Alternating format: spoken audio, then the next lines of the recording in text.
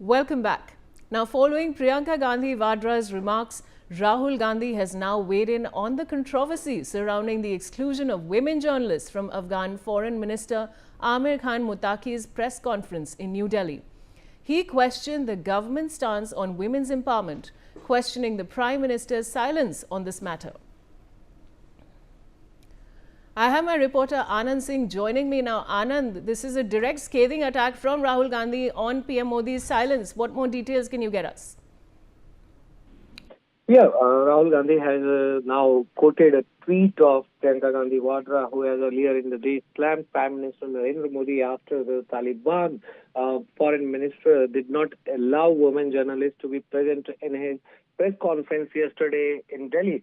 So clearly now Rahul Gandhi also targeted Prime Minister Narendra Modi, and he said, Mr. Modi, when you allow the exclusion of women journalists from a public forum, you are telling every woman in India that you are too weak to stand up for them.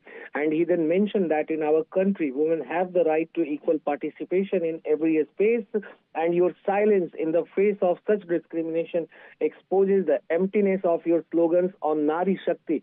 So clearly, Rahul Gandhi has now taken a swipe at Prime Minister Narendra Modi for not allowing the women journalist to attend a press conference at the Afghan embassy over here just after Muttaqi had met S. Jaishankar in the national capital, and then he had gone there at the Afghan embassy to address a press conference where only male journalists were allowed, whereas women journalists were not allowed to cover the press conference of Mr. Muttaqi.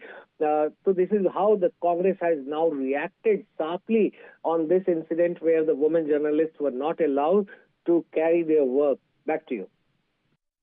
Anand, thank you for all those details. Now, Anand, there's been a lot of chatter online any which way where some people are saying that, India should have taken a stand and should have allowed women journalists. What more reactions are you gathering from the ground?